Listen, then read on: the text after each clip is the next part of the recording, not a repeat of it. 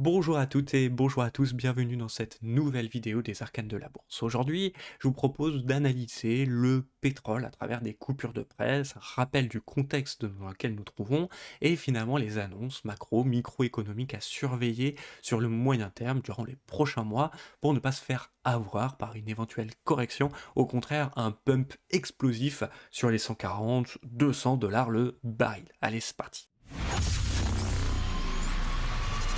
Avant de parler du contexte d'aujourd'hui, j'aimerais reparler un petit peu d'histoire. Voici le graphique du pétrole, on est sur les 120 dollars le baril et je tiens à préciser que ça n'arrange pas du tout le monde dans lequel nous sommes, de l'économie finalement ultra-capitaliste, de surconsommation dans laquelle nous sommes. Parce que oui, en France, comme dans d'autres pays, hein, d'accord, il y a énormément d'importations. Par exemple, ici, je vais vous montrer quelque chose dans lequel on ne parle pas. J'aurais pu parler, je sais pas, des voitures qui sont pratiquement 100% importées, ou du matériel informatique qui, lui, pour le coup, est pratiquement 100% importé aussi en France. Mais non, je vais parler de quelque chose de beaucoup plus proche de nous, qui risque de réellement plus nous embêter que nos téléphones portables ou nos voitures. C'est finalement l'alimentation. Ici, une petite coupure de presse qui montre que aujourd'hui, en France, nous avons 20% de notre alimentation qui est importée. Ça veut dire, je vous le dis tout de suite, que si 20% des Français ne mangent pas, vous imaginez bien qu'on va arriver dans une guerre civile. Alors je sais ce que vous allez me dire, ouais, 20%, peut-être qu'on pourra se démerder, manger des pâtes, etc. Ouais, mais les pâtes aussi sont importées. Donc finalement, l'un dans l'autre, voilà. En plus de l'inflation, il faut se rendre compte que le pétrole agit lui aussi sur l'inflation. Je m'explique. À l'heure d'aujourd'hui, si on fait des importations, on les met dans des bateaux qui utilisent du pétrole, et donc si le pétrole monte, le coût de ces bateaux de façon totale monte, ok? Donc on peut le voir avec les voitures, quoique avec les voitures, peut-être qu'il y a suffisamment de marge pour absorber ce delta pendant un certain temps. Les constructeurs automobiles vont pouvoir survivre combien de temps? Quelques mois? Quelques années? J'en sais rien. Mais en tout cas, sur la bouffe, c'est tout autre chose parce que déjà les marges sont beaucoup plus petites sur la tonne finalement de blé qu'on produit, qu'on importe, qu'on transforme et après qu'on revend. Donc forcément, on va le subir de plein fouet, l'augmentation d'un pétrole en plus de l'inflation. Maintenant, parlons un petit peu d'histoire. En 2020, donc la crise économique induite par le premier domino qui était la Covid, on s'est retrouvé finalement enfermé chez nous. On n'utilisait plus le pétrole. Et qu'est-ce qui s'est passé? Bah, il s'est passé que finalement nos stocks de pétrole sont montés jusqu'à être tout complet et on a vu même du coup en avril 2020 une chose extraordinaire, c'est que certains contrats dits futurs se sont échangés jusqu'à moins 37 dollars le baril. Pourquoi? Parce que si vous cliquez sur le bouton à ce moment-là, pour moins 37 barils, on vous payait finalement pour aller chercher votre baril au Texas ou en mer du Nord. À vous d'aller le chercher, de le stocker, parce que tous les stockages étaient pleins, donc vous pouviez plus le stocker et faire venir votre bateau. Non, non, non, déjà tous les bateaux étaient pleins, en plus de ça, tous les stockages étaient pleins, donc on était juste en termes de stockage à la gueule, et on ne pouvait pas stocker plus de barils de pétrole. C'était vraiment dans le cas dans lequel on était. Qu'est-ce que vous faites quand vous êtes un pays exportateur de pétrole? Eh ben, vous baissez votre production. Baissez votre production, ça veut dire moins d'hommes et de femmes en train de travailler sur ces plateformes pétrolières, ça veut dire moins de main-d'œuvre, moins de tout finalement, et donc tout simplement pour essayer de passer cette crise. Ensuite, bah, forcément, vous savez ce qui s'est passé. À partir de juillet 2020, il y a eu un allègement total finalement des restrictions et on s'est remis à utiliser et à consommer notre pétrole comme avant finalement, sans changer trop nos habitudes. Il manquerait plus que ça. Et donc finalement aujourd'hui, on se retrouve avec bah, une offre et une demande qui n'est pas adaptée. Pourquoi? Parce qu'on n'a pas réussi à reprendre la production jusqu'à, comme elle était avant, pour avoir une offre et une demande. Ce qu'il faut comprendre, c'est que le pétrole fait partie, dans notre monde capitaliste, de l'exemple parfait. Un, c'est en flux tendu comme jamais, c'est-à-dire que les stockages, il y en a de moins en moins parce que ça coûte de l'argent, donc du coup on se dit bah c'est pas grave, on est en flux tendu, et en plus de ça, entre le moment de la production et le moment de l'utilisation, nos voitures, nos cargos, etc., le temps, le délai entre ces deux choses est très faible. C'est-à-dire que s'il y a un décalage entre l'offre et la demande, eh ben, tout de suite ça se ressent sur nos prix. C'est-à-dire que si on augmente trop notre production, eh ben, dans ces cas-là, le prix du baril tombe, et si justement on rend le pétrole rare, et bien dans ce cas le prix du pétrole augmente.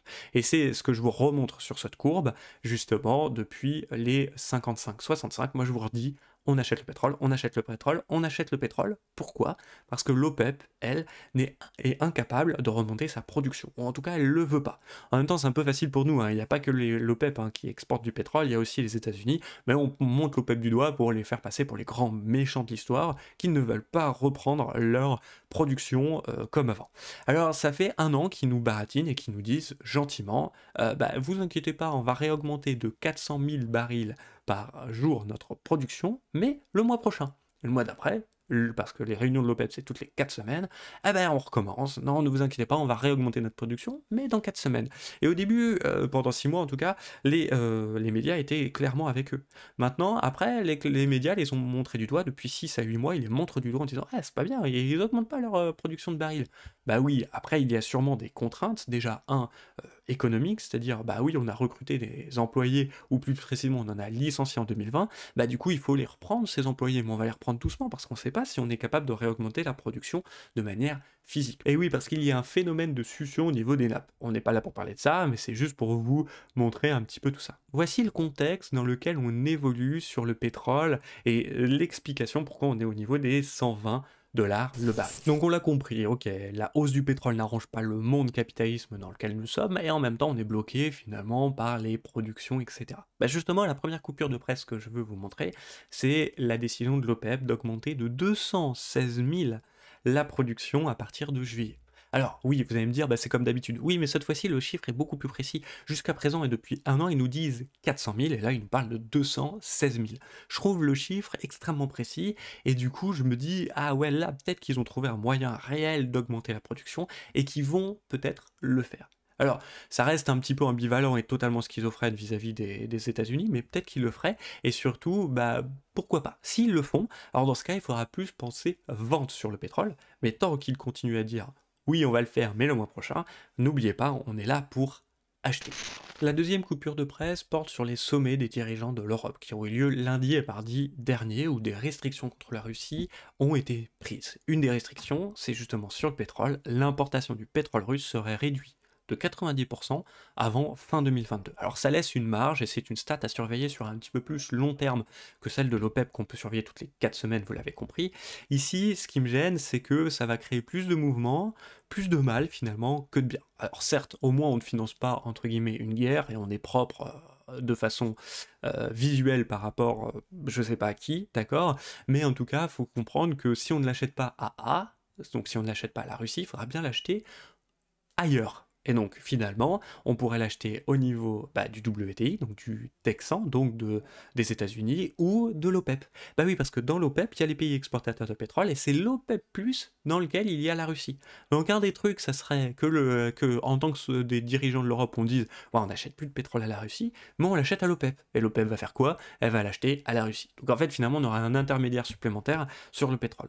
Je suis pas sûr que ça nous serve, et je pense, et le vice-président de la Russie est d'accord avec moi, ici coupure de presse, qui montre que oui, forcément, ça va desservir, en tout cas dans l'immédiat, tout simplement l'Europe. Parce que le jour où on fait ça, même si on le fait doucement, vous avez compris qu'entre offre et la demande, c'est pratiquement instantané, donc on propulserait les prix du pétrole à la hausse, en tout cas dans un premier temps. Ça va créer énormément de mouvements sur le pétrole et il va falloir vraiment se courir de cette annonce-là. Bien sûr, heureusement pour nous, des sommets de dirigeants de l'Europe, il y en a d'autres, des restrictions, il y en aura d'autres, peut-être que d'ici là, on aura des changements. Fort à parier qu'en septembre, ils reprennent des décisions, si c'est possible ou pas possible, s'ils ont trouvé à l'acheter justement à quelqu'un d'autre, à un voisin, comme le PEP, ou aux États-Unis, pourquoi pas, d'accord. En tout cas, dans tous les cas, si on l'achète aux États-Unis, vous avez compris que la demande du pétrole US va augmenter, et donc le WTI monterait vers le haut. Donc, l'un dans l'autre, est-ce que c'est une bonne décision à prendre dans l'immédiat quand on a un pétrole qui est sur les 120?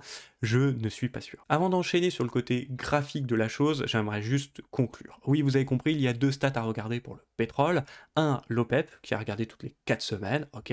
Est-ce que oui ou non, ils vont réouvrir les vannes? Si oui, dans ces cas-là, il faudra avoir une vision baissière sur le WTI sur, on va dire, plusieurs semaines, et les sommets de dirigeants de l'Europe, parce que mine de rien, ils peuvent et ils vont créer énormément de volatilité, énormément de mouvements sur le WTI, sur le moyen terme, sur les prochains mois. Maintenant, graphiquement, je vous remets ici un graphique un petit peu éloigné, en données hebdomadaires, vous avez compris qu'il y a deux alertes pour moi. 120 $ le baril, qui déjà n'arrange pas du tout le monde dans lequel nous sommes, et 140. Je dis pas qu'on va pas aller sur les 200, je dis juste que 140 me paraît être déjà un bon moment, au moment où on prend ses bénéfices de tous les plans que je suis en train de vous dire dans cette vidéo, et de dire ok, maintenant on laisse respirer le marché, peut-être qu'il y aura une correction, il y aura très certainement une correction, pour finalement après peut-être rebondir, peut-être pas rebondir, et on aura surtout le temps de s'ajuster par rapport aux annonces que je vous ai montrées dans cette vidéo. La première des zones que je veux vous montrer, c'est des zones 4 heures. Elles sont matérialisées par mes bas de bande de Bollinger, d'accord, écart type 2 et 2,5,